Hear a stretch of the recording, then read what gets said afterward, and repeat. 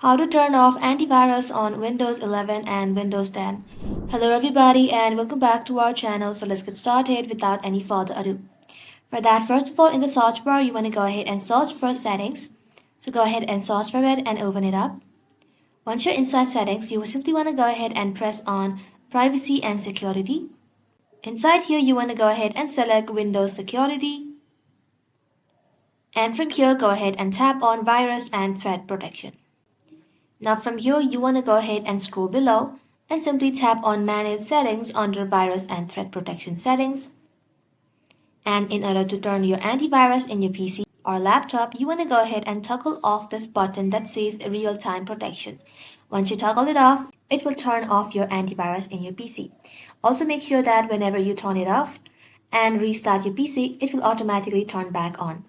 Well, that is how you can do it, guys. Thank you all for watching the video till the very end and stay tuned until our next upload.